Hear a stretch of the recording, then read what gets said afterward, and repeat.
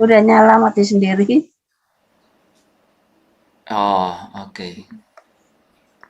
Tapi bagus tuh, Bu. Barang siapa yang mati, itu akan hidup. Iya, Ya, kan dibangkitkan. akan dibangkitkan. Nih, lewat jalan di depan saya, belakang saya nih. Ya, Colok, wah, ketemu komputer. jalannya panjang. Hmm. Malam hari ini saya pakai daun palem.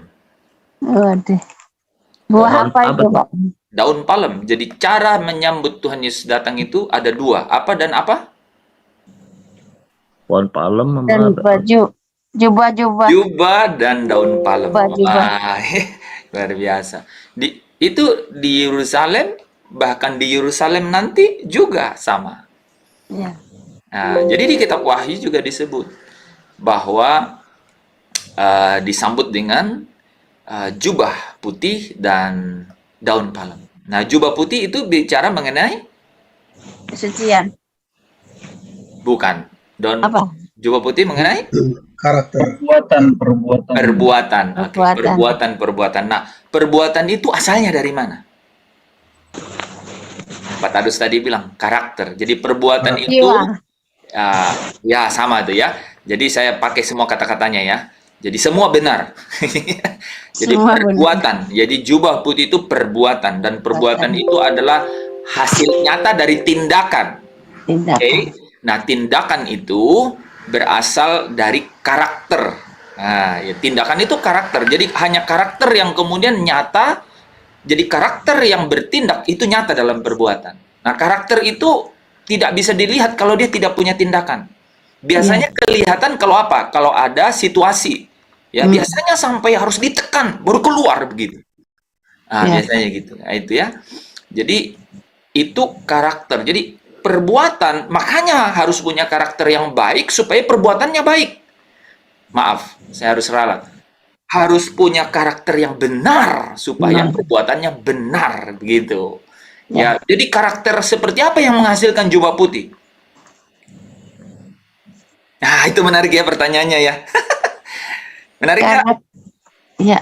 Karakter seperti apa dong yang menghasilkan jubah putih? Karakter Kristus. Karakter seperti Tuhan Yesus. Ya, karakter Kristus atau karakter seperti Tuhan Yesus. Nah, ya, itu harus begitu kan? Nah, kalau kita mundur, karakter itu adalah satu manifestasi dari apa? Pikiran dan perasaan. Nah, ya, pikiran dan perasaan. Jadi kalau kita bicara karakter itu bicara mengenai apa? Gaya hidup atau sama seperti cara hidup Tuhan Yesus. Jesus habits, kebiasaan Tuhan Yesus. Karakter itu adalah hal-hal yang sudah biasa dilakukan oleh seseorang, ya kan? Kalau orang tuh belum biasa melakukan itu belum karakternya, gitu, gitu ya.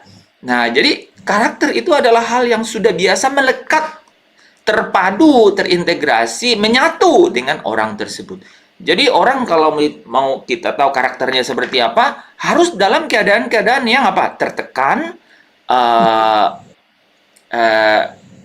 apa istilahnya? Insiden, ya, insiden. Jadi tidak punya waktu untuk berpikir. Jadi itu sudah menjadi alam sadarnya. Sudah menjadi alam sadarnya gitu. Spontanitas. Jadi misalnya gini ya. Jadi teman-teman bisa uji orang langsung dari belakang, ya dari belakang diam-diam terus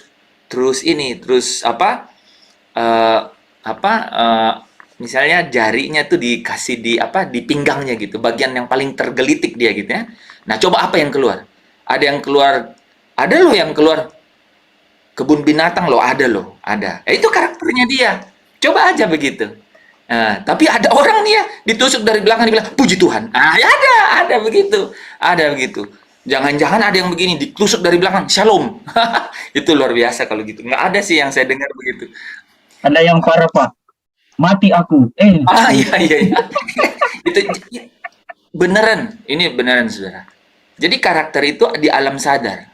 Jadi itu langsung otomatis. Nah, saya punya paham. Gimana Bu? Waktu itu saya masih punya bayi saya umur 8 bulan.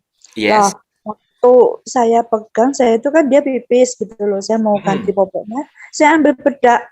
Nah, hanya sejengkal tangan saya itu ngambil bedak itu di tempat yang cuman, aduh, 1 detik lah, misalnya gitu. Cuman set gitu, dia tuh berbalik. Pada saat yang sama dia berbalik dan jatuh dari baby tafel itu. Anak saya yang sekarang ini, itu tingginya setinggi dada saya. Baby tafel itu setinggi dada saya. Jadi dia jatuh. Kalau jatuh, wah, ya. Wah, Responnya saya tuh otomatis saya bilang terima kasih Tuhan. luar biasa. Nggak ada itu yang jarang sekali, Bu. Baru satu yang saya. Ya, itu. Terima kasih Tuhan. Terus saya ambil, saya naikkan kembali ke perut, saya lihat nggak ada yang ini. Terus memang dia nangis, tapi saya lihat nggak ada yang luka, nggak ada yang ini. Baru saya puji. Sempat jatuh. Kenapa? Sempat jatuh. Loh, jatuh Pak. Ketepuk itu di atas, di bawah itu. Jadi setinggi baby tafel itu setinggi dada saya itu dia 1 meter lebih. Iya, 1,2 meter.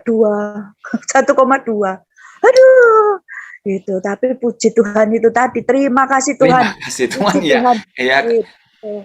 Gak apa-apa anaknya. Syukur, haleluya. Iya, iya, tidak apa-apa. Itu urusan Tuhan sih kalau itu. Tuhan yang cuman yang menarik itu karakter mulia yang keluar dari ibu. Karena ibu nggak punya perbendaharaan lain.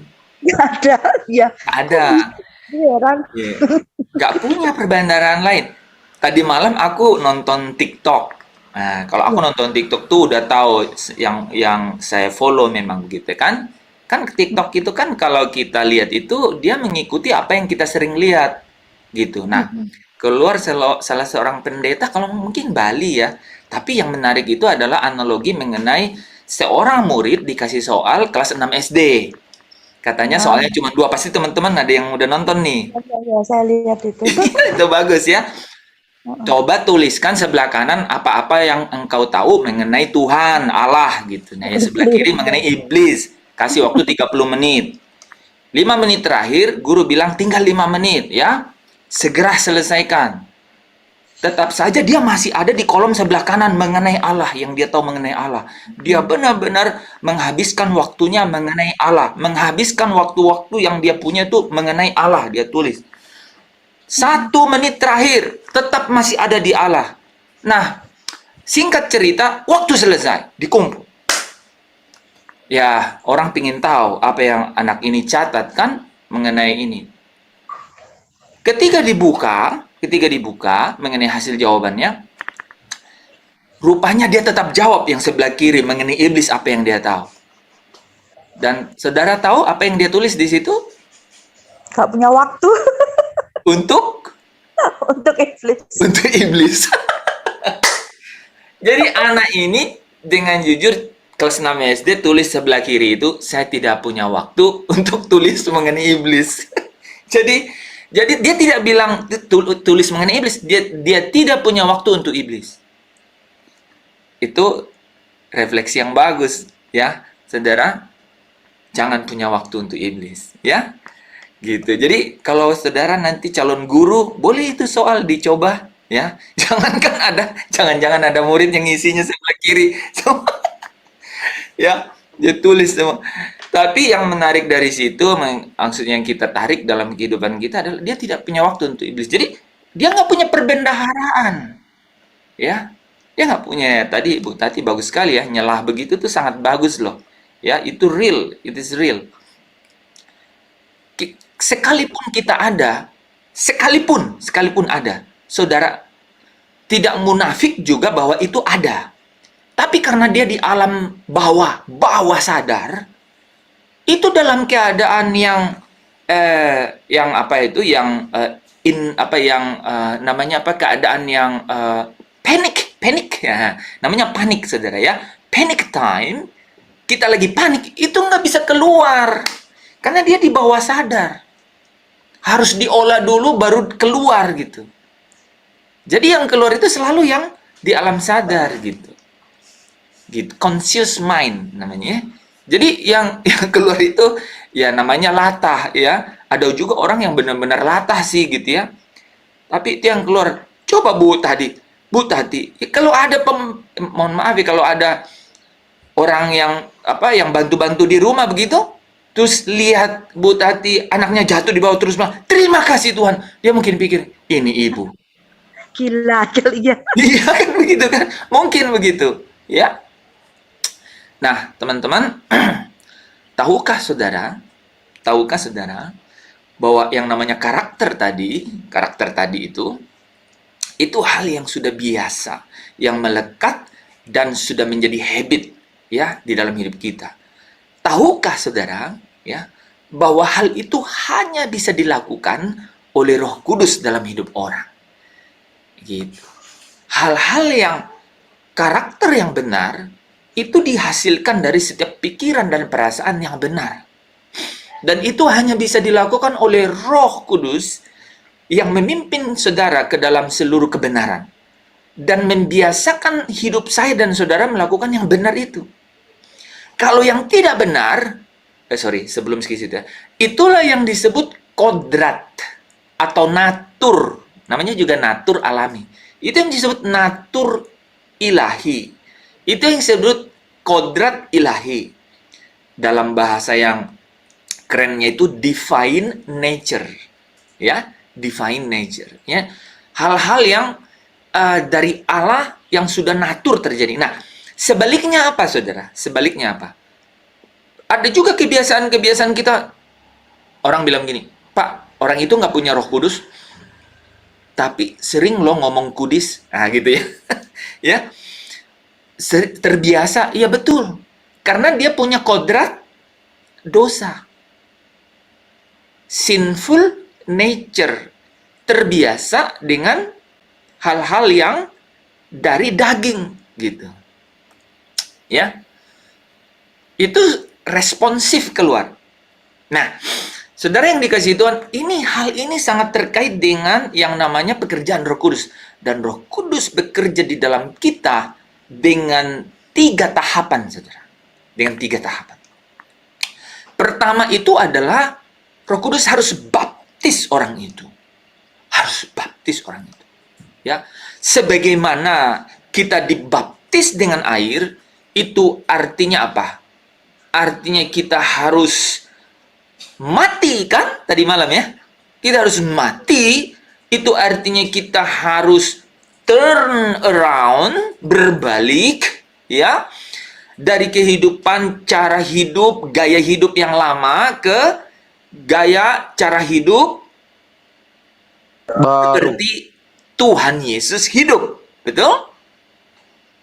Nah, seperti halnya baptisan air, orang yang dibaptis Roh Kudus itu juga dia ditenggelamkan dalam penguasaan Roh Kudus. Sehingga baptisan Roh Kudus yang sering orang pikir terjadi sekali, sesungguhnya tidak demikian. Bisa saja orang itu terus ditenggelamkan. Biasanya kalau semakin bandel, semakin lama ditenggelamkan. Saudara kalau dibaptis air dan ingin benar-benar saudara ingin berbalik dari cara hidup saudara yang lama-lama saja di bawah 5 menit, 10 menit boleh. Itu pasti mati beneran, saudara.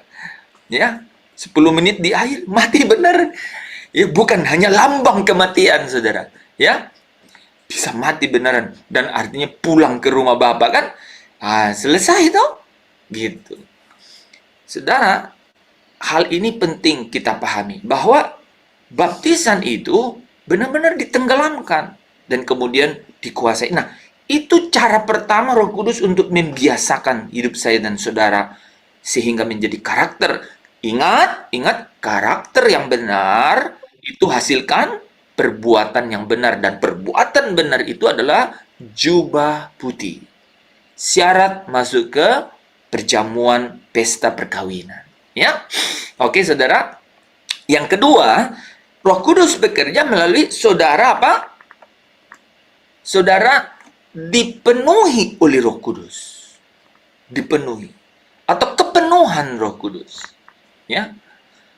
Nah, kita akan bahas orang yang bisa dipenuhi atau kepenuhan Roh Kudus, pertama harus dibaptis Roh Kudus. Dan yang terakhir saudara, itu orang harus dipimpin oleh Roh Kudus. Dipimpin ini saudara, itu bahasa aslinya itu satu irama. Wih, kiri, kanan, kiri, kanan, kiri, kanan. Wah, saudara pernah paskibraka? Itu berbaris. Dalam bahasa aslinya itu seperti irama berbaris. Kiri, kanan, kiri. Wah, saudara bisa lihat ya. Bahkan tangan lurus itu ya, kalau orang berbaris itu sampai sama semua. Sampai dicari yang tingginya sama supaya benar-benar kelihatan seirama. Itu dipimpin oleh Roh Kudus. Nah, saudara, kalau sudah demikian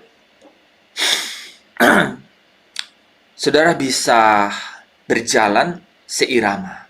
Dan itu artinya apa? Bagaimana supaya sampai seirama? Itu dibiasakan. Saudara bisa lihat orang-orang yang berlatih baris berbaris itu kuncinya satu. Sampai dia terbiasa. Sampai itu benar-benar ada di alam sadarnya. Jadi dia pingsan pun sampai begitu ya. Dia pingsan pun dalam barisan masih kiri, kanan. Rupanya udah nggak bernyawa. Kiri, kanan. Bisa bayangkan itu? Wih, keren sekali itu. Saya nggak bisa bayangkan, tapi saya sampai terinspirasi bisa bayangkan itu. Ya, bagaimana kekuatan dari pembiasaan itu, ya, dibiasakan itu loh. Jadi kata kunci dari dipimpin itu sampai masuk gitu, seirama, seperti baris berbaris. Hal-hal itulah yang menghasilkan saudara apa? Karakter benar dan perbuatan benar jubah punya. Saudara tahu nggak daun palem? Kan daun palem harus disambut dengan daun palem. Kenapa daun palem?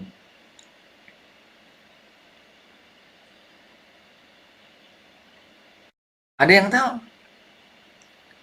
Saudara, daun palem itu satu lambang ya. Ketika Yesus masuk ke Yerusalem, itu disambutkan dengan daun palem. Itu adalah lambang sorak, saudara. Sorak kemenangan. Nah, saudara, kalau kita hanya terbiasa, saudara pernah lihat orang paskibraka ya berbaris, tapi muka itu tegang seperti patung? Pernah? Seperti robot? Pernah dong ya. Tidak ada senyum katanya kan. Tapi saudara, orang yang punya daun palem itu orang yang menyambut dengan sorak-sorai. Makanya Habakuk 3 berkata, namun aku akan bersorak-sorak di dalam Tuhan, beria-ria di dalam Allah yang menyelamatkanku. Orang yang pakai daun palem itu punya sorak dan ria kemenangan disambut untuk keselamatannya. Jadi bukan hanya terbiasa, tapi sudah asik dengan itu. Sudah menikmati itu. Roh Kudus harus sampai pimpin kita untuk bisa bersorak dan menikmati perjalanan sampai ke Yerusalem baru. Ada amin? Amin. Amin. Yes. Amin, amin. Yes, Anda harus menikmatinya, ya. Seperti Stefanus, ya. Stefanus dirajam batu tapi mukanya Bersinar. bersinar ya. Mukanya bersinar, bercahaya. Ya, saudara. Nah, itu dia menikmati, dia benar-benar menikmati itu. Enjoy the joyful, ya. Kemenangan itu. Nah, sampai demikian saudara, itu dikerjakan oleh pribadi Roh Kudus di dalam saya dan saudara. Dan ingat, pribadi Roh Kudus ini adalah Roh Bapa itu sendiri. Amin. Amin. Saudara yang dikasihi Tuhan, malam hari ini kita akan lanjut bahwa semua itu dikerjakan oleh Roh Kudus, di mana Dia membaptis saya dan saudara, Dia memenuhi saya dan saudara, dan Dia pimpin saya dan saudara, ya. Nah, tadi malam saudara ya, kita sampai di materi ini ya. Baptisan air kita sudah selesaikan ya tadi malam ya. Saudara-saudara yang punya pertanyaan mengenai itu masih bisa nanti ditanyakan mengenai baptisan air. Nah, saudara, untuk bahan kita ini, baptisan Roh Kudus, kalau saudara lihat di layar, saya ada 190 slide, ya. Dan kita baru di slide 25 tadi malam ya. Jadi kira-kira masih 1 bulan ya. Saudara mau bersama berjalan terus? Amin. Atau bilang, Pak, mending saya hari ini stop saja kalau sudah lihat perjalanan begitu panjang. Ya, saudara, asalkan bersama-sama, ya, pasti kita kuat ya. Oke, jadi malam hari ini kita akan masuk ke baptisan Roh Kudus. Nah, apa yang Yohanes Pembaptis sebagai perintis atau pembuka jalan untuk Tuhan Yesus katakan mengenai baptisan ini? Ya, aku Yohanes Pembaptis membaptis kamu dengan air sebagai tanda pertobatan, tetapi ia, Yesus Kristus yang datang kemudian daripadaku, lebih berkuasa daripadaku, dan aku tidak layak melepaskan kasutnya. Ia, Tuhan Yesus, akan membaptis kamu dengan Roh Kudus dan dengan api. Saudara, Tuhan Yesus sendiri ya berkata di Kisah Para Rasul 1 ayat 4 sampai 5 ya, di bagian yang kuning ini mengulang ya sebenarnya apa yang dikatakan oleh Yohanes Pembaptis. Pada suatu hari ketika Tuhan Yesus makan bersama-sama dengan mereka, dengan murid-murid para rasul, ia melarang mereka meninggalkan Yerusalem. Ya. Dan menyuruh mereka tinggal di situ, apa katanya? Menantikan janji Bapa. Ini saya sengaja ini ya, menantikan janji Bapa. Jadi janji Bapa loh. Bapa yang katanya apa? Memilih kita sebelum dunia dijadikan. Memilih umat pilihan. Jadi saudara dan saya harus selalu ingat ketika bicara mengenai pimpinan Roh Kudus, kepenuhan Roh Kudus, baptisan Roh Kudus, ini semua bicara mengenai umat pilihan. Ya. Jadi umat pilihan itu adalah janjinya Bapa, saudara ya. Nah, yang demikian katanya, kata Yesus. Ya, Yesus berkata, "Telah kamu dengar daripadaku." Sebab Yohanes, nah sekarang Yesus yang berkata, Yohanes membaptis dengan air. Jadi Yesus yang katakan, Yohanes membaptis dengan air, tetapi tidak lama lagi kamu akan dibaptis dengan Roh Kudus. Ya. Nah, saudara, janji Bapa itu sudah ditulis di Yoel 2 ayat 28 dan 29, ya. Kemudian daripada itu akan terjadi bahwa aku akan mencurahkan rohku ke atas semua manusia. Maka anak-anakmu laki-laki dan perempuan akan bernubuat. Orang-orangmu yang tua akan mendapat mimpi, turuna-turunamu akan mendapat penglihatan-penglihatan. Juga ke atas hamba-hambaku laki-laki dan perempuan akan kucurahkan rohku pada hari-hari itu. Inilah janji Bapa yang disebut di situ, bahwa Roh Kudus itu akan dicurahkan. Ya. Nah, bagaimana dengan baptisan Roh Kudus sesungguhnya, saudara?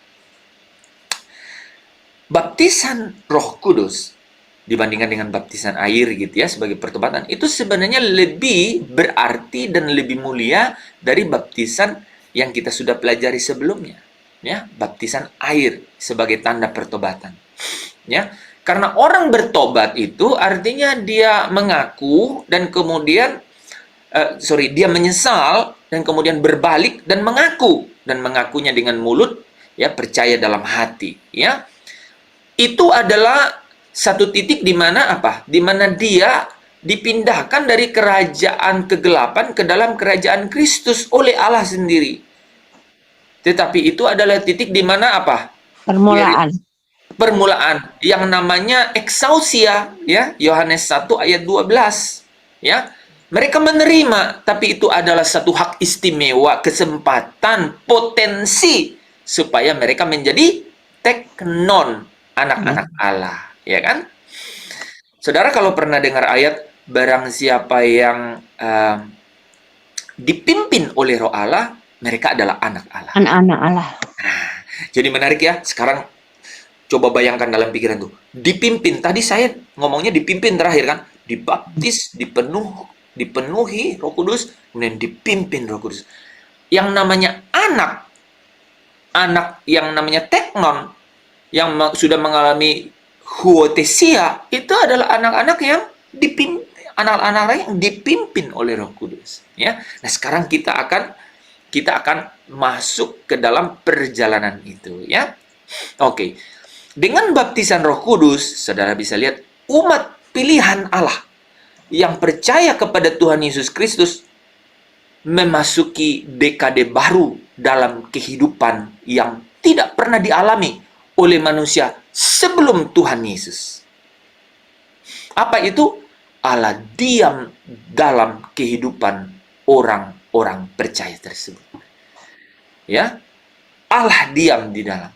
Jadi inti baptisan Roh Kudus adalah kehidupan orang percaya yang diubah terus-menerus oleh pekerjaan Roh Kudus guna memenuhi rencana Allah, ya. Nah, rencana Allah itu adalah apa? Apa rencana Allah yang paling hebat, saudara? Itu adalah apa? Membinasakan pekerjaan iblis. Tapi saudara pasti harus nalar dengan apa? Memperhatikan benar-benar ini. Cara membinasakan pekerjaan iblis itu tidak dengan kemudian seluruh bala tentara surga, tidak, saudara. Ya. Bagaimana caranya? Karena iblis ini adalah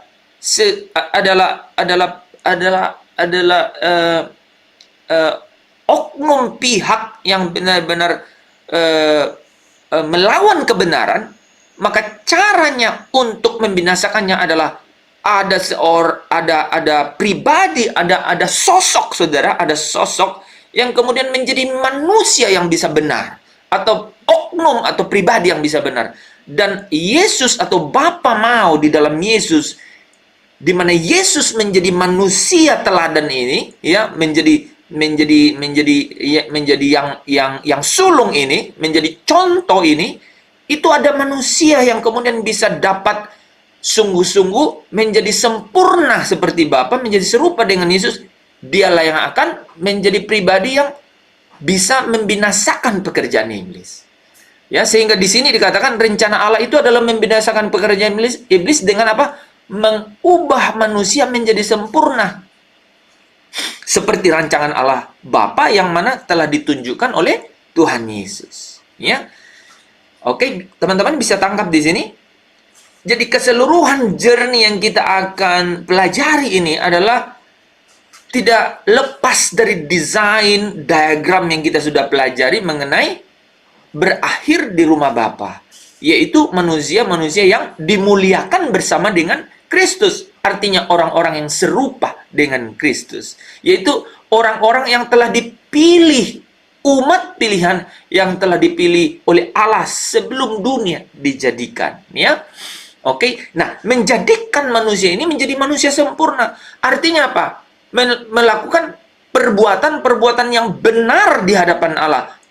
Yang lahir dari apa? Karakter yang benar. Yaitu yang memiliki habits atau kebiasaan sama seperti Tuhan Yesus telah tunjukkan atau kerjakan di dalam kehidupannya di dunia ini, ya. Dan itu melalui satu pekerjaan Roh Kudus, ya, melalui baptisan Roh Kudus, ya. Nah, jadi visi utama Roh Kudus yang diutus Bapa dan Yesus sendiri adalah apa? Agar membawa orang percaya kepada segala kebenaran. Ini caranya, ya, membawa orang ke dalam seluruh kebenaran, ya. Yohanes 16 ayat 13. Tetapi apabila ia datang, yaitu Roh kebenaran, ia akan memimpin kamu ke dalam seluruh kebenaran. Ya. Sebab ia tidak akan berkata-kata dari dirinya sendiri, tetapi segala sesuatu yang didengarnya itulah yang akan dikatakannya, ya. Dan ia akan memberitakan kepadamu hal-hal yang akan datang, ya. Jadi Roh Kudus akan membuka pikiran orang percaya untuk mengenal kebenaran. Saudara, kita bisa dengar Injil atau firman Tuhan, tapi hal itu tidak disingkapkan kebenarannya kepada kita. Banyak orang yang pelajari, tetapi untuk menolak sang kebenaran itu. Banyak orang yang pelajari, tapi untuk memperdebatkan kebenaran itu. tetapi Roh Kuduslah yang menyingkap, membuka selubung pikiran orang dari ilah zaman ini untuk dapat mengerti, memahami. Dan itulah yang disebut pengurapan yang turun atas saya dan saudara. Bisa mengerti dan menemukan, wah ini yang paling penting saudara. Menemukan ya harta ilahi yang ada di dalam kebenaran itu. Sehingga saudara bisa berkata, mestinya tak lagi ku ingini apapun juga. Segenap hidupku telah kau miliki. Itu harta yang ada, yang hanya dapat disingkapkan dari dalam kebenaran. Dan Roh Kudus yang bisa mengerjakannya itu di dalam hidup saya dan saudara.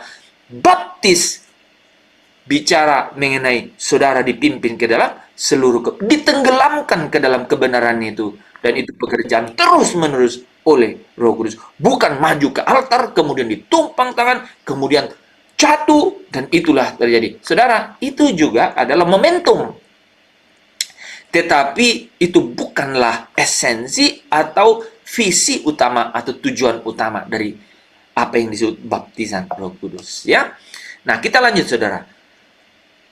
Kebenaran inilah yang akan mentransformasi. Nah, ya, saudara, transformasi, memperbaharui seseorang sehingga tidak serupa lagi dengan dunia ini. Dan kebenaran itu juga yang akan memerdekakan saya dan saudara. Ya. Jadi kebenaran ini akan mentransformasi orang, ya. Oke. Dan akhirnya saudara, Roh Kudus akan menolong orang percaya untuk memiliki kehidupan yang sempurna, ya. Seperti tuntunan bagi anak-anak Allah yang harus seperti Bapa. Oke. Nah, saudara, baptisan Roh Kudus itu berarti apa? Orang percaya ditenggelamkan dalam kehidupan yang bersekutu dengan Allah di dalam atau melalui rohnya. Ya, bersekutu dengan Allah di dalam atau melalui rohnya. Efesus 4 ayat 30 berkata, itulah sebabnya orang percaya tidak boleh hidup sembarangan. Tidak boleh hidup sembarangan. Sebab dapat mendukakan Roh Kudus yang dimeteraikan di dalam dirinya. Jadi Roh Kudus mengambil tempat di dalam diri saya dan saudara. Dia menguasai, dia yang menjadi dia yang punya daulat di dalam diri saya dan saudara. Tetapi hal itu hanya dapat terjadi ketika pekerjaannya itu saudara benar-benar sadari dan saudara benar-benar merelakan diri untuk dipimpin olehnya. Ya, memilih untuk dipimpin olehnya. Orang yang menerima Roh Kudus berarti apa? Tubuhnya menjadi bait Roh Kudus. Ia tidak boleh mencemarkan tubuhnya dengan dosa. Ia harus memuliakan Allah dengan tubuhnya. Ya, 1 Korintus 6 ayat 12 sampai 20. Ya, orang yang menerima baptisan Roh Kudus adalah orang yang menerima tanggung jawab. Nah, ini ya kita mulai masuk ke dalam bagaimana kita berespon, bereaksi.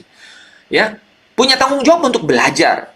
Ya, dan terus dimuridkan agar sempurna seperti yang Bapa kehendaki. Jadi dia punya satu respon untuk punya aktivitas, ya, punya action, punya tindakan untuk terus belajar, ya. Belajar itu artinya apa, saudara?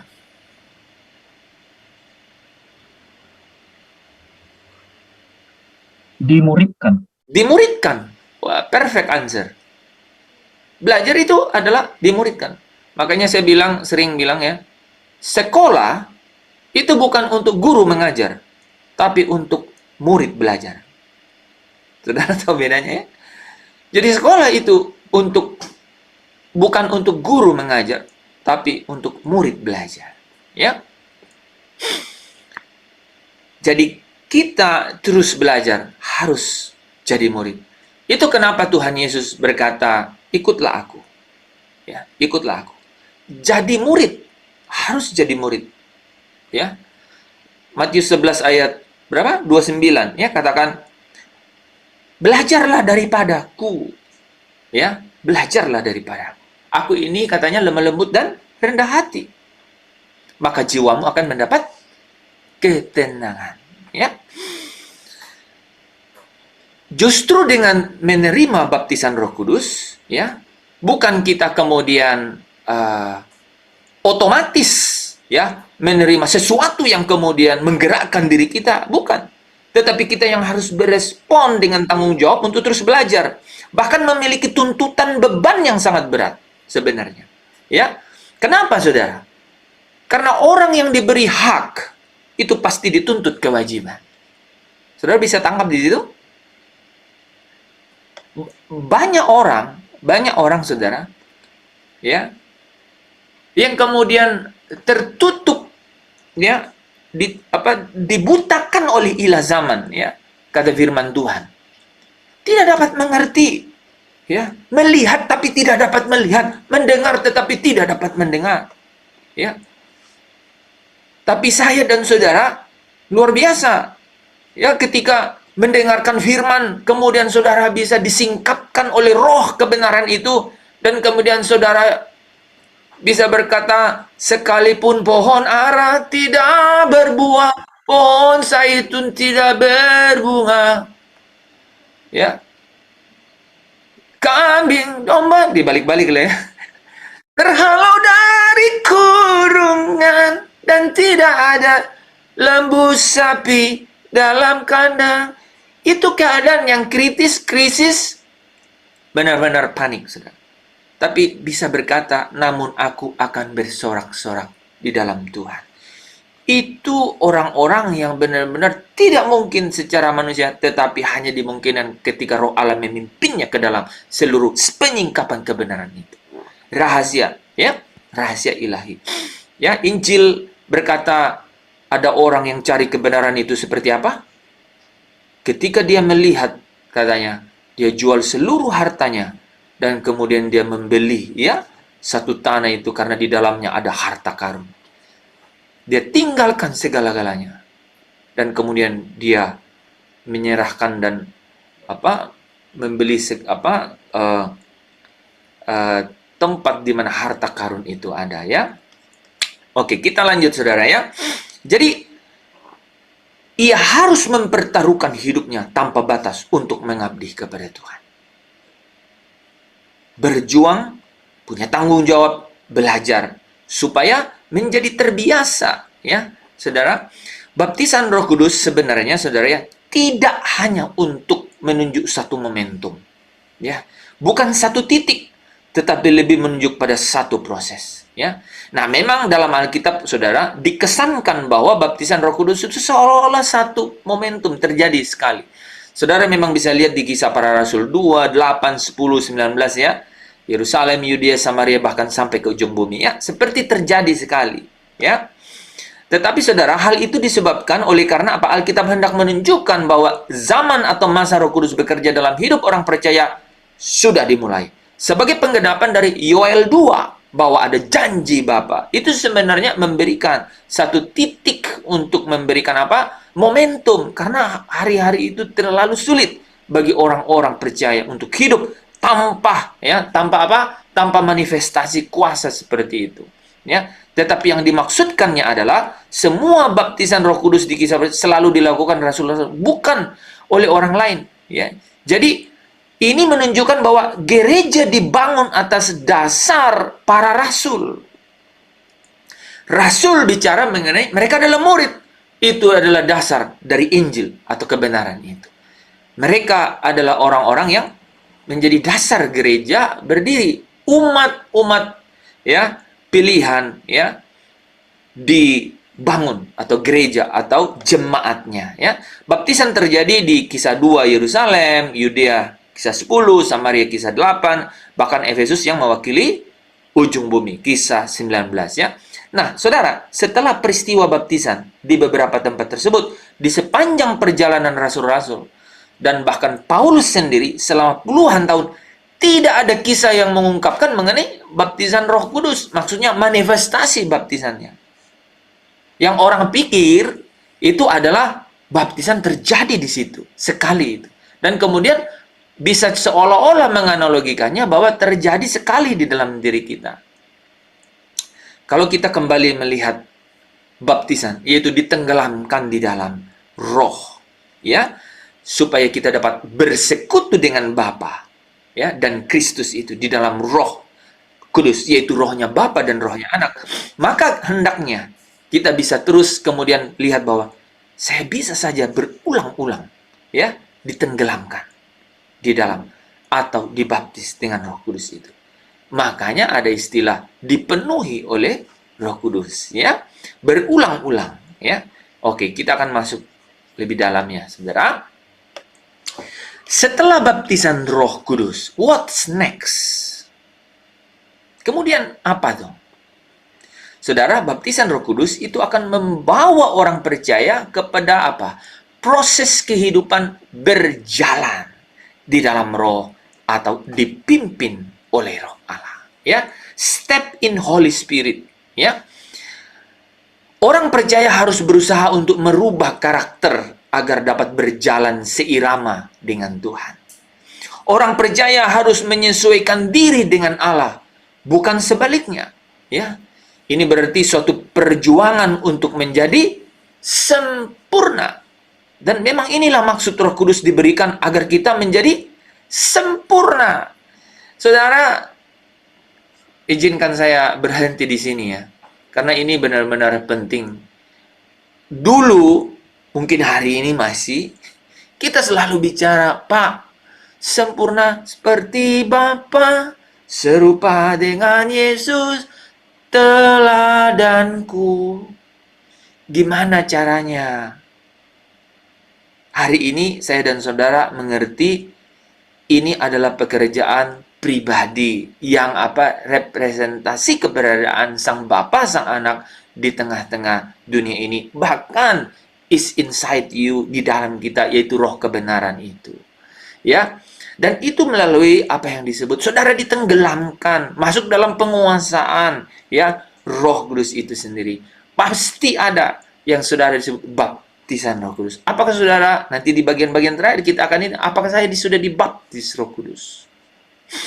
Apakah saya sudah dipenuhi Roh Kudus? Apakah saya sudah dipimpin oleh Roh Kudus? Ini kita harus pelan-pelan. Ya, kemarin ya kita sudah bicara mengenai apakah saya sudah dibaptis air sebagai tanda pertobatan, di mana itu adalah lambang kematian. Di mana saya sudah menyesal dan kemudian saya kemudian mengaku dan saya kemudian bertobat dan kemudian mengaku. Apakah saya sudah benar-benar melakukan itu? Ya.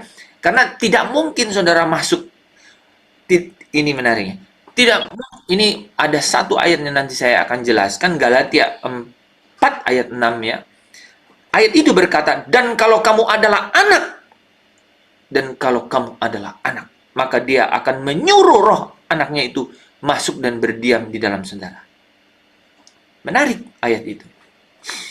Artinya kalau saudara bukan anak, apakah Roh Kudus akan diam?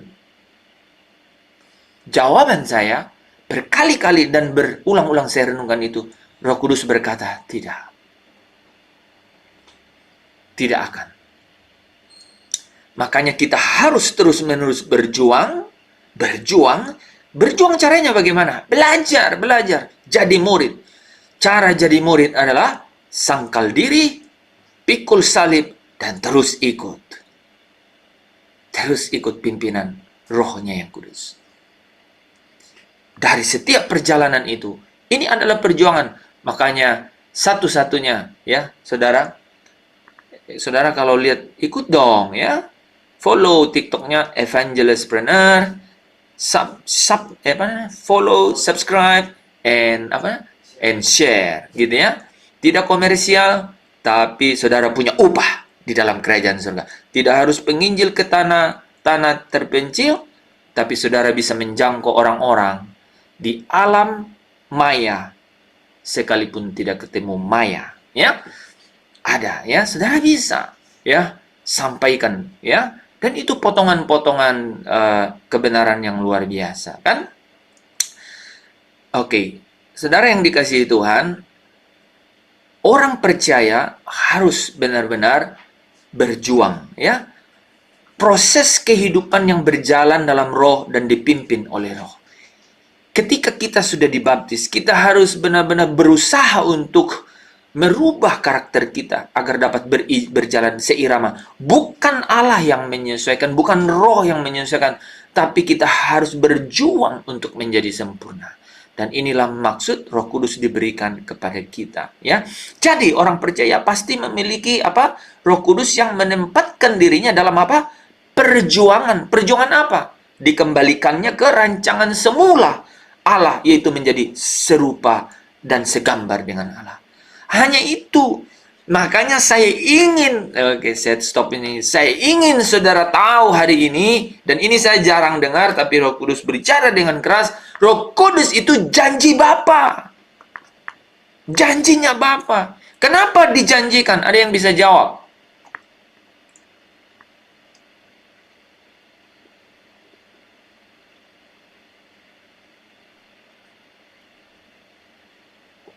Saudara, jawab aja. Ya, karena roh kebenaran yang memimpin kita kepada kesempurnaan iman. Iya, saudara. Karena Allah itu memilih kita sebelum dunia dijadikan, itu umat pilihan yang harusnya tak bercacat dan tak bercela, yang sempurna itu. Jadi Allah berjanji untuk memberikan roh. Karena roh inilah yang dapat, saudara ingat, day by day, hari demi hari, di dalam setiap keadaan, di dalam setiap situasi, momentum, himpitan, tekanan, derita, tangis, air mata. He is with you. The Spirit is with you. Rohnya itu bersama dengan saudara. Ketika ada di dalam keadaan itu. Amin, amin.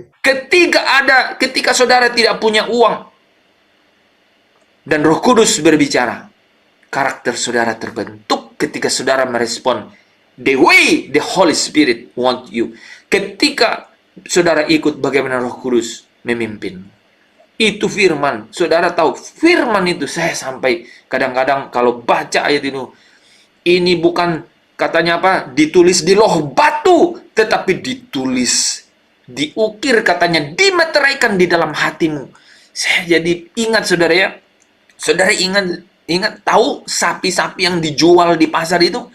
Itu saudara apa? Itu namanya dikasih tanda, saudara. Tanda itu caranya gimana? Itu besi panas. Supaya nggak bisa hilang loh, saudara. Di telinganya lah. Dan saudara tahu, budak di Mesir itu dulu, itu seperti itu. Di tangan itu dikasih tanda. Dan itu seperti tato dari besi panas untuk menandai. Saudara bisa bayangkan nggak? Dimeteraikan di dalam hatimu firman itu. Itu terjadi pasti tidak dengan sembarangan. Pasti melalui satu keadaan yang unik, super luar biasa. Dan itu terjadi when you are, ketika saudara dan saya dalam keadaan-keadaan di mana apa? Keadaan apa? Peganglah tanganku, Roh Kudus, setiap hari. Ketika saudara berkata, ku tak dapat jalan sendiri tanpa Roh-Mu. Di titik saudara bilang, aku angkat tangan, dia bekerja. The baptisan itu terjadi dalam hidup saudara. Pembiasaan itu terjadi. Ketika keadaan yang sama datang, saudara udah bisa bilang, aku serahkan pada pimpinan Tuhan. Apapun yang terjadi, saudara tahu, Daud bisa berkata, di dalam lembah kekelaman, aku tidak takut bahaya. Itu karena dia sudah pernah terpojok, terperosok, terjerat, dan benar-benar tidak ada lagi yang bisa tolong. Sehingga dia bisa berkata begitu, Tuhan, Engkau di sana. Pemazmur berkata, sekalipun aku punya sayap seperti ujung fajar dan dapat terbang ke ujung bumi, di sana pun Engkau ada. Kalau aku punya, katanya, kalau aku pergi ke dunia orang mati, di sana pun Kau kutemui. Itu pasti lewat keadaan-keadaan yang super sulit. Ketika kita berkata, peganglah tanganku, Roh Kudus, ku tak dapat jalan sendiri. Dan saudara tahu, ketika ketika kebenaran itu memimpin saya dan saudara di dalam keadaan begitu, meterai itu terjadi. Itulah firman itu tertulis di dalam pikiran dan perasaan saya dan saudara. Kita harus belajar, kita harus bertanggung jawab, kita harus berjuang dan berusaha untuk dapat memiliki momentum demi momentum. Kita kumpul, dan tahukah saudara, itulah yang disebut kumpulkan harta di surga. Kekayaanmu tidak akan apa? Tidak akan habis oleh nyengat dan karat, ya, tetapi akan terkumpul di surga. Itulah kenapa Yesus berkata kepada orang kaya yang muda atau orang muda yang kaya mana saja, ya, dia berkata, juallah segala milikmu supaya kau punya harta di surga, supaya punya harta di surga, lalu datang dan ikutlah aku. Sebelum kita bisa pindahkan hati kita ke kerajaan, kita nggak bisa ikut Yesus. Karena terlalu sulit. Iblis dunia ini punya banyak way out atau jalan-jalan pilihan. Banyak sekali yang namanya apa? Disruption. Apa namanya disruption itu? Gangguan datang, ya. Gangguan datang, ya, di dalam kehidupan kita. Destruction atau apa? Saya pernah dengar TikTok itu, ya, bagus juga itu, ya, saudara, kalau lihat-lihat itu, ya. Iblis katanya, ya, iblis mungkin tidak dapat membuat kau langsung buat dosa. Kemungkinan sekali. Tetapi yang iblis buat adalah dia mengganggu hubunganmu atau fokusmu dengan Tuhan. Dia ganggu saja. Dia disruption itu adalah gangguan. Dia ganggu saja. Saudara biasa ikut Zoom ini. Oke, kalau Senin dia tidak bisa, Selasa tidak, Rabu tidak bisa, Jumat tidak bisa karena ada Bu Nur, Sabtu tidak bisa. Sekarang Minggu, ya, mungkin dia seperti singa mengaum-ngaum, dan terus lihat saudara. Dia mau disrupt, dia mau ganggu. Pokoknya saudara satu kali terganggu keluar dari situ, dia langsung punya modal. Itu namanya jendela kecil tuh, dia buat. Jendela kecil. Minggu depan mungkin saudara 2 kali alfa. Jendela lebih besar. Minggu depannya saudara buka pintu lebar-lebar. Luar biasa. Itu strategi. Sebaliknya, saudara, saya bicara ini sama sekali tidak ada hubungannya dengan pribadi, ya, personal, sama sekali. Tapi ini adalah kebiasaan yang benar-benar terjadi dalam hidup saya dan saudara. Berjaga-jagalah, ya. Nah, bagaimana caranya untuk tidak ada di dalam keadaan-keadaan yang menyeramkan itu? Saudara harus terus menyadari, berjuang untuk apa? Untuk tenggelam di dalam kebiasaan bersekutu dengan Roh-Nya yang kudus, ya. Oke, saudara yang dikasihi Tuhan, jadi kita harus selalu apa? Berjuang, ya, untuk dikembalikan kepada rancangan Allah semula, ya. Nah, saudara, orang percaya harus jadi dewasa. Kita sudah belajar itu, ya, dalam roda discipleship, ya. Artinya apa? Percaya bahwa Roh Kudus sudah dicurahkan sebagai baptisan, ya, sebagai baptisan, ditenggelamkan. Jadi dalam menjalani hidup sebagai orang percaya, yang penting bukan karunianya, saudara. Ingat nih, ya, saya udah mulai masuk. Bukan karunia yang saudara dapat mengenai karunia Roh Kudus, tapi bagaimana berjalan dengan Tuhan untuk memperoleh buah-buah dari Roh itu. Buah Roh apa, saudara? Satu kata.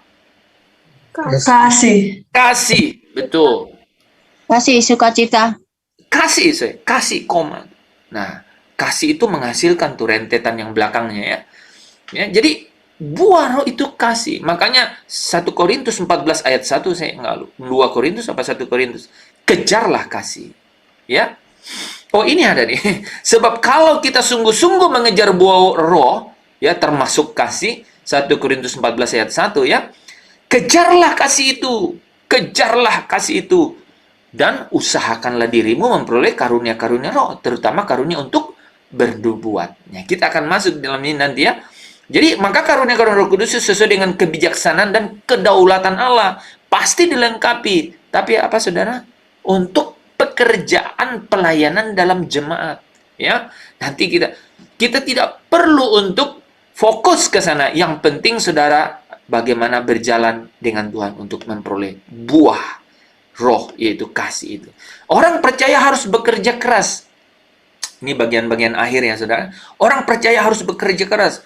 Menggunakan apa? Akal budi, fokus dengan pimpinan Roh Kudus guna mendapat pengertian mengenai firman Tuhan itu.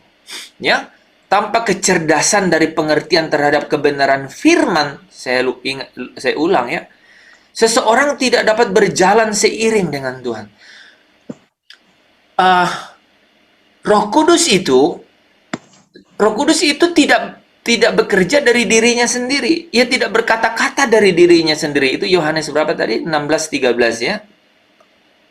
Dia tidak berkata-kata. Dia hanya berkata-kata dari apa yang telah kukatakan kepadanya, kata Yesus. Itu adalah firman-Nya. Jadi saudara kalau tidak punya perbendaharaan firman itu, dia nggak bisa bekerja.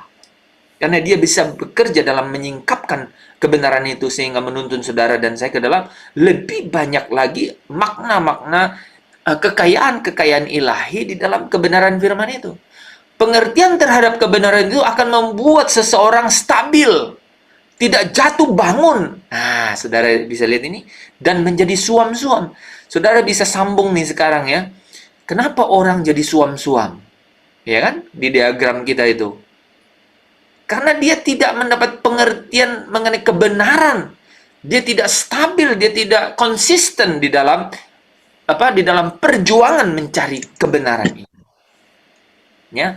Ini ada hubungannya dengan saudara kalau lihat itu sebenarnya sangat menarik ya. Ini juga bisa dibandingkan dengan perumpamaan benih yang ditabur itu. Saudara tahu nggak di situ perumpamaan benih yang ditabur itu? Itu dikatakan dan akhirnya murtad. Jadi ada yang memang murtad. Benih yang ditabur, kemudian sebentar saja, tetapi dia tidak berakar. Itu murtad itu. Jadi sudah dengar firman. Murtad. Jadi kalau bilang selamat pasti selamat, itu benih saja itu bisa begitu. Ya, sebenarnya refleksi yang sangat jelas dan bisa sangat detail dijelaskan. Bahkan dalam masalah baptisan Roh Kudus pun bisa dijelaskan kan. Orang yang tidak mau dituntun oleh firman itu. Ini saudara lebih dalamnya. Tidak mau dituntun oleh firman itu. Tidak mau dengan konsisten memperjuangkan untuk mengerti. Cerdas dalam mengerti firman itu. Berusaha berjuang. Dia pasti tidak akan stabil. Dan dia pasti jatuh bangun. Dan akhirnya dia suam-suam kan. Pengertian akan kebenaran akan memerdekakan kita. Artinya apa? Membuat seseorang tidak menjadi duniawi tetapi rohani. Tidak mencintai dunia tetapi mengasihi dunia. Jadi sebaliknya saudara. Ya, sebaliknya. Di mana ada kebenaran, kebenaran itu akan menuntun saudara kepada kemerdekaan ya. Roma berapa? 8 ayat 31, 32 ya. Kebenaran itu akan menuntun kepada kemerdekaan itu. Sehingga saudara tidak akan Nah, ini penting nih, ini penting.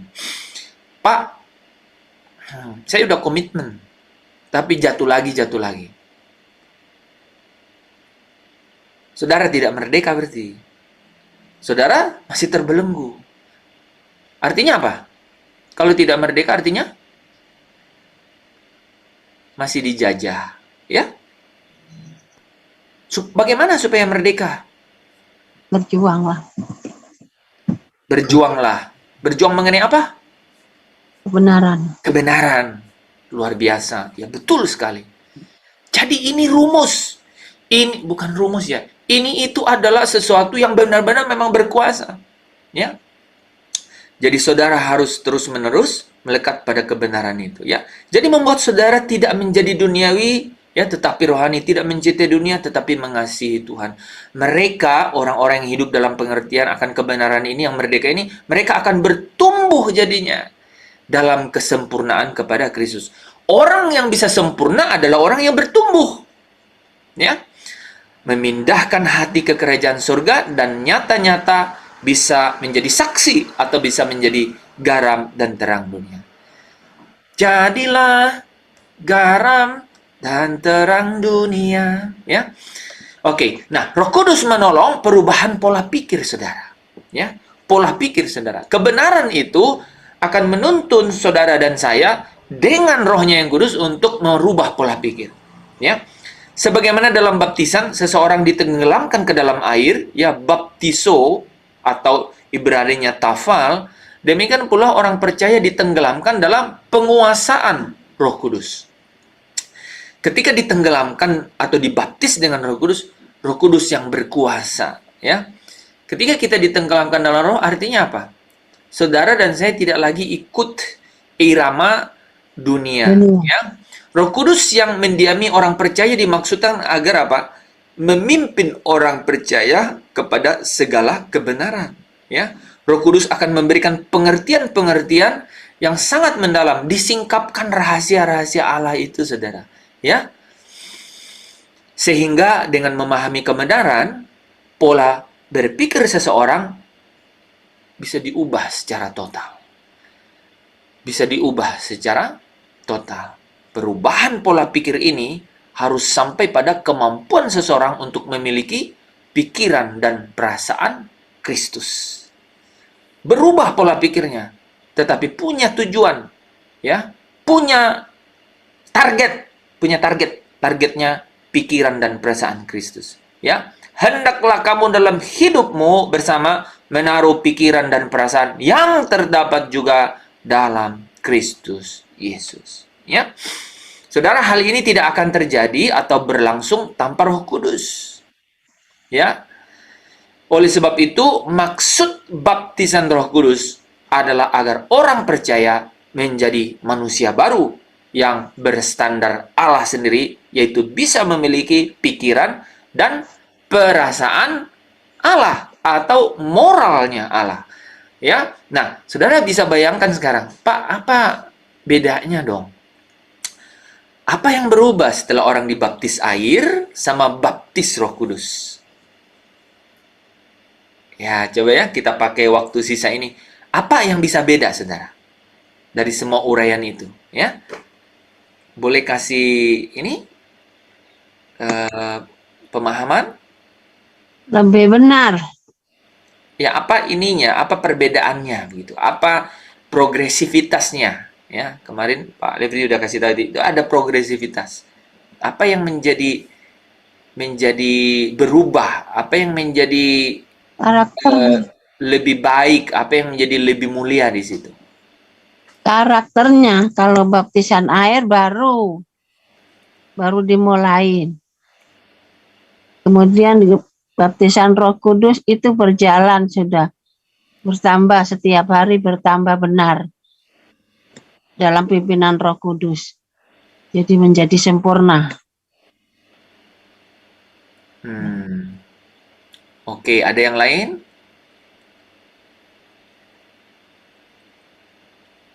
Moralnya.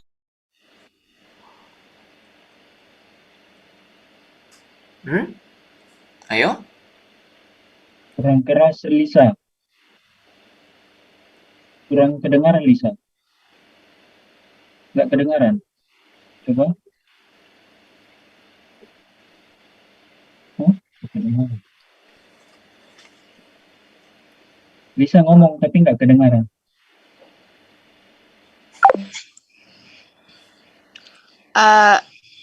Kita dibaptis itu supaya kudus. Mulainya udah keliru. Kita dibaptis supaya kudus.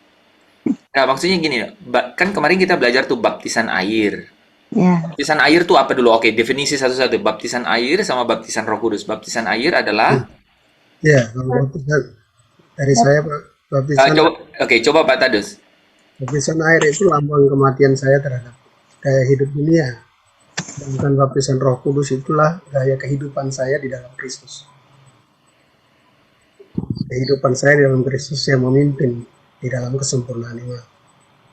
Oke, elemennya sudah ada, tapi bisa dipertegas sepertinya.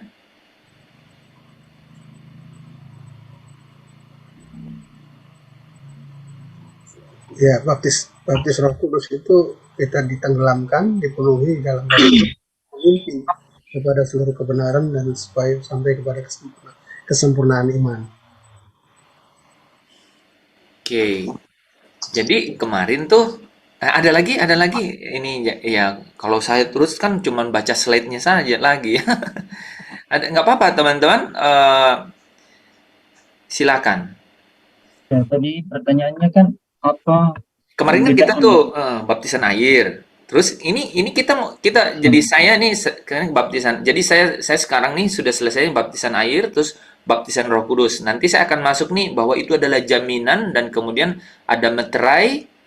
Terus saya akan bilang mungkin nggak ya orang menolak baptisan Roh Kudus. Nah, itu akan diselesaikan bisa sampai besok tuh. Baru setelah itu kita masuk ke dipenuhi Roh Kudus.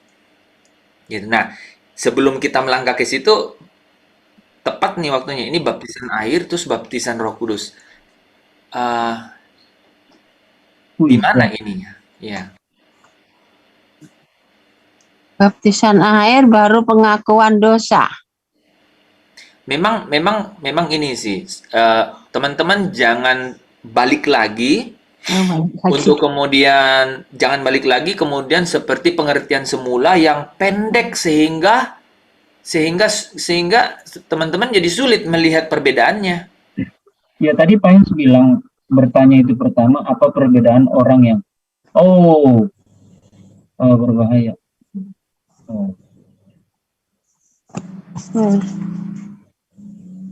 Perbedaannya Tadi Pak Hens bertanya apa perbedaan orang yang dibaptis air dengan yang dibaptis Roh Kudus. Tadi Vanes mau ngomong, silakan. Silakan dicoba enggak, Pak? Oke. Menurut yang saya paham, baptisan air itu adalah lambang kematian, di mana kita berkomitmen untuk meninggalkan semua cara hidup kita yang lama dan kita bersedia untuk meninggalkan semua perbuatan kita yang lama. Dan baptisan Roh Kudus artinya kita dipimpin atau ditenggelamkan dalam kebenaran, yaitu yang mentransformasikan kita dalam menerima tanggung jawab, yaitu untuk menuju pada kesempurnaan. Ya, tapi maksudnya apanya yang berubah? Tadi udah baptisan air udah benar tuh. Nah, baptisan Roh Kudus itu apanya yang beda dari orang itu? Kita dipimpin oleh Roh Kudus. Ya, tentunya kalau dipimpin efeknya gimana? Nah, itu jadi yang berubah dari orang yang dibaptis Roh Kudus itu adalah kesukaannya itu hal-hal rohani. Gitu. Iya, jadi teman-teman gini, kita nih kan baru mengenai Roh Kudus ini kita baru belajar dibaptis Roh Kudus. Kita belum bicara dipimpin, dipenuhi dan dipimpin kan? Tadi baru nyinggung sedikit-sedikit, tapi arahnya ke sana. Tapi kita belum belajar di situ. Kita belum belajar bahasa aslinya, kemudian kita belum bicara seperti apa itu. Yang saya mau tanya, ketika orang dibaptis air sama baptis Roh Kudus, itu apanya yang beda? Apa yang membedakan orang yang belum dibaptis Roh Kudus tapi udah dibaptis air? Perbuatannya, Mbak. Perbuatannya. Karakter. Apa ya, karakter atau perbuatannya yang apa? Iya, seru pada ya perbuatan. Nah, teman-teman kalau mau caranya begini. Coba definisiin dulu. Tadi Pak Tadus udah mulai, elemennya sudah ada tuh. Cuman bubar lagi. Tanda pertobatan, Pak Hen. Ya. Apa itu baptisan air? Baptisan air ya itu. Harus lengkap tuh. Kalau lengkap, kemudian baptis Roh Kudus ini lengkap, pasti bisa lihat bedanya. ada kata janji Bapa loh. Janji Bapa urusannya dengan apa ya gitu. Tadi kan saya jelaskan sampai saya berhenti, dia ingat loh janji Bapa. Oke, ya. Kita coba ya, Ya, teman-teman. jadi apa Nah, itu ya, baptisan air itu adalah yaitu lambang kematian dan supaya dan lambang kematian dan supaya orang diproyeksikan untuk menerima janji Bapa dalam Yoel 2 ayat 8 yang sudah dijanjikan bahwa itu akan dicurahkan rohnya, ya, dan hanya orang-orang yang mengalami kematian dalam Kristus yang akan menerima itu untuk sampai kepada satu kesempurnaan yang disebut. Tapi kesempurnaan itu tetap progresivitas, tidak langsung instan. Dia day by day sampai garis finish. Suaranya, Pak. apa bedanya orang yang baru dibaptis air sama sudah dibaptis Roh Kudus? Ya, tentunya kalau orang sudah dibaptis Roh Kudus, dia akan dipimpin dalam kehidupannya untuk Atau saya balik begini, maksud dari baptisan air dan maksud dari baptisan Roh Kudus apa? Sama nggak? Beda. beda. Beda, udah pasti beda. Nah, Iya. bedanya apa? Baptisan air itu Coba kan, lengkapi Pak Tadus, coba. baptisan air itu kan lambang kematian ya, kematian atau kematian terhadap dosa daging dunia, gaya hidup dunia, dan bangkit untuk hidup dalam gaya hidup kerajaan Allah. Sedangkan baptis Roh Kudus itu Oke, sebentar Pak. Kita sempurnakan ya. Teman-teman biar kata-katanya saudara tetap ikutin.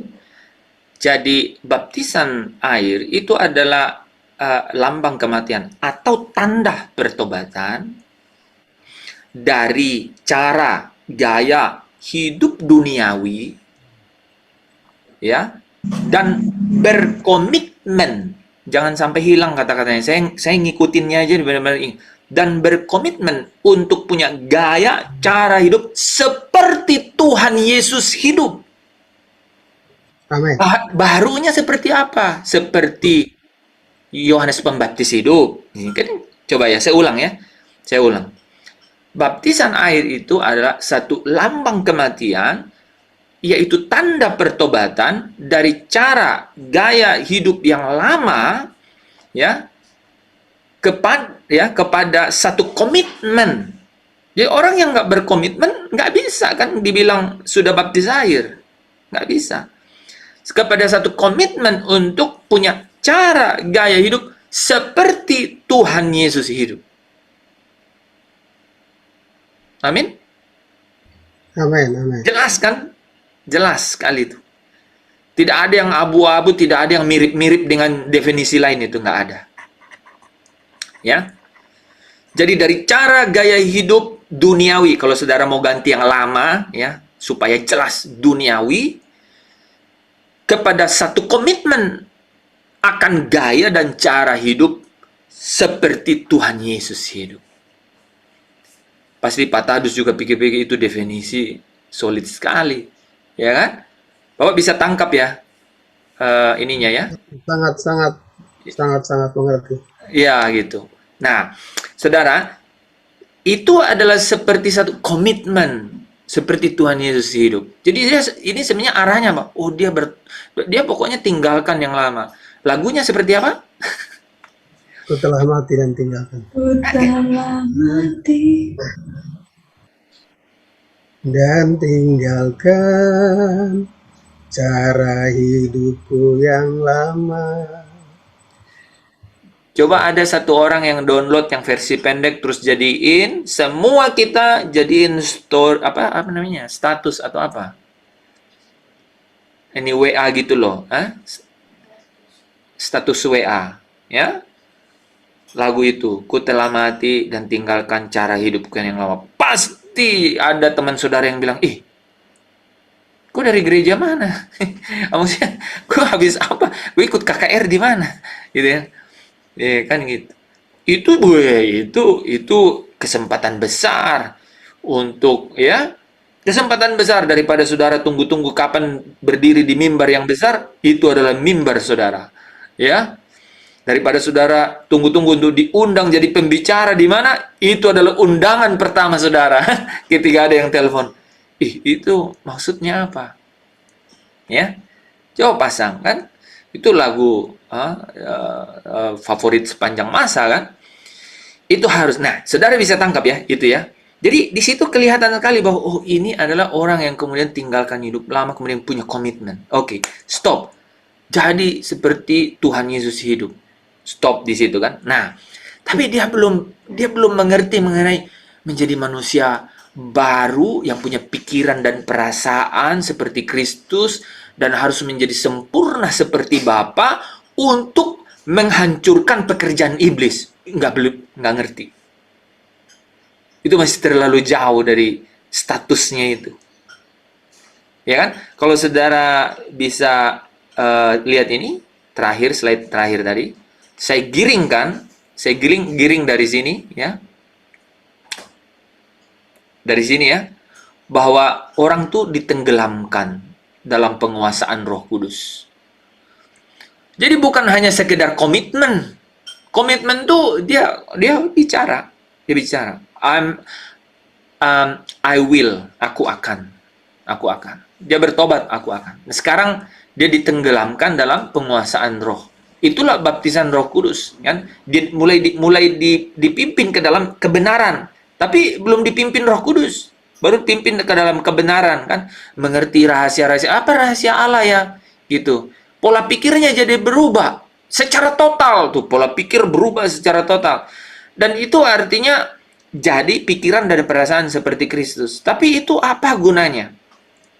Jadi manusia baru yang berstandar Allah. Jadi sekarang bukan hanya komitmen untuk punya cara gaya hidup seperti Tuhan Yesus hidup, tapi nggak tahu itu seperti apa. Pikiran dan perasaan seperti Kristus. Rubah total pola pikir. Itu orang dibaptis dengan Roh Kudus, ya. Ya, untuk menjadi sempurna, ya. Untuk menjadi sempurna, ya. Jadi orang yang dibaptis dengan Roh Kudus, dia jadi tahu bahwa ada janji Allah yang telah memilih umat pilihan sebelum dunia dijadikan untuk menjadikan orang ini tak bercacat dan tak bercelah. Baptisan itu membawa orang ke dalam satu kebenaran itu. Jadi Roh Kudus pimpin dia ke dalam kebenaran itu. Dia bilang, kita ini penting sekali ini. Jadi orang yang tidak dibaptis Roh Kudus itu tidak mungkin masuk dalam kualifikasi umat pilihan. Wah, saudara, ya, saudara tangkap nggak ya? Ini spirit saya ini. Nggak bisa, saudara. Nggak bisa. Karena hanya dengan baptisan ini, saudara dan saya akan dipimpin ke dalam kebenaran dan dipimpin kepada janji itu bahwa Bapa sedang memproyeksikan satu umat yang tak bercacat, tak bercela, kudus dan berkenan di hadapannya. Saudara kalau nggak dibaptis itu, saudara tidak akan punya kemampuan untuk bilang, mestinya tak lagi ku ingini apapun juga, segenap hidupku telah kau miliki. Nggak mungkin, nggak punya sukacita, nggak punya enjoyment, nggak punya joyful, nggak punya sukacita, nggak punya gairah untuk itu, nggak punya. Kecuali saudara dibaptis. Makanya orang kalau mengalami baptisan Roh Kudus itu, dia akan benar-benar keluar dari seolah-olah dari satu belenggu gitu, ya. Dan kemudian dia mendapatkan pengertian, ya, tidak berhenti tapi mendapat pengertian. Ini yang paling penting. Dia mendapat pengertian untuk di dalam pikiran dan perasaannya itu dia mengerti bahwa Allah sedang memproyeksikan saya untuk menjadi umat yang tak bercacat, tak bercelah, yang kudus di hadapannya, yaitu sempurna. Itu umat pilihan. Dia akan mendapatkan proyeksi itu. Apakah dia sudah di sana? Belum. Dia belum. dia masih nepios gitu. Dia dibaptis, tapi dia masih nepios. Roh Kudus, apakah orang kalau sudah dibaptis Roh Kudus akan tinggal di dalam dia? Belum. Dia masih nepios. Hanya orang jadi anak, kalau saudara lihat Galatia 4 ayat 6 itu. Saya cari ya. Galatia 4 ayat 6 ya. Katakan bahwa ya, dan kalau kamu adalah anak, saudara, dan kalau kamu adalah anak, di situ dikatakan huios, ya. Kalau kamu adalah anak, maka Allah telah menyuruh roh anaknya ke dalam hati kita yang berseru, ya Aba, ya Bapa. Ya. Jadi bergerak dari situ, saudara dan saya akan kemudian benar-benar punya hubungan atau relationship, ya, persahabatan dengan Allah. Ya. Nah, itu bedanya ya, bisa lihat bedanya ya. Yang baptisan air turning point atau turn around. Jadi turn around sampai pada satu turning point, jadi berubah untuk kemudian berkomitmen. Tapi kemudian setelah firman itu dipimpin oleh roh, disingkapkan dalamnya, saya harus jadi umat pilihan. Sempurna seperti Bapa, serupa seperti Yesus. Itu hanya orang yang dibaptis seperti Roh Kudus yang dapat disingkapkan mengenai kebenaran itu. Apakah dia sudah kemudian menjalaninya? Belum. Dia harus terus dipenuhi. Sampai dia dipimpin oleh Roh Kudus. Bisa ya? Bisa ikutin?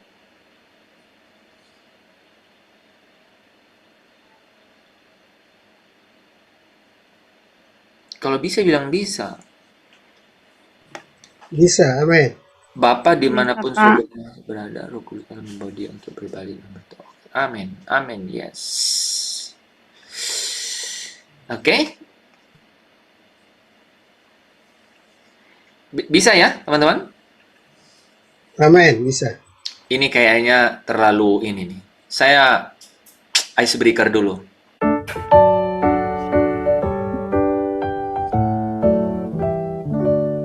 Happy birthday to you. Happy birthday to you. Happy birthday, happy birthday, happy birthday to you.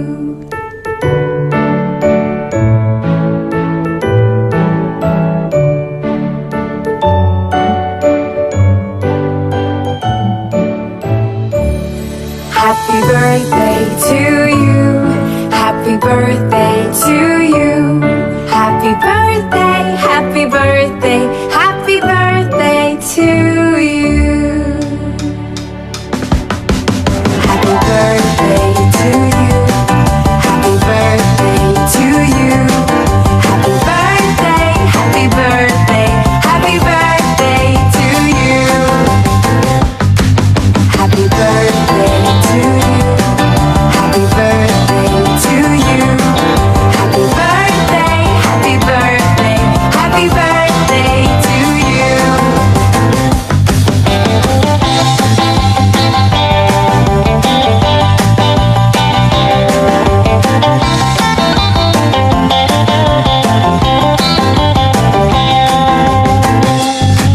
Happy birthday to you. Happy birthday to you. Happy birthday, happy birthday, happy birthday to you. Happy birthday Yuli. Silakan Pak Lepri, Pak Tadus. Happy birthday Yuli. Terima kasih Bapak Lepri. Ya, teman-teman yang lain. Ya, Happy birthday Kakak Yuli. terima kasih Kak Sepriska. Bahasa Kupangnya selamat Fai Bobonggi adik. Oh, Fai Bobonggi. Ya, makasih Kak Yandri. Andri. Yandri, sepatah kata Yandri. Ya, ya Pak. Hari ini Saya saya salah. dengar tangisan. Shalom. Salam. Selamat ulang tahun adik Yuli. Panjang umur, sehat selalu. Selalu andalkan Tuhan dalam perjalanan masa mudamu. Terima kasih. Terima kasih. Teman-teman yang lain silakan. Ya, selamat ulang tahun Yuli. Tuhan sangat mengasihi Yuli. Lalu Tuhan terus membawa Yuli dalam rencana kekalnya. Amin. Jangan khawatir, jangan takut. Amin Bapak, terima kasih.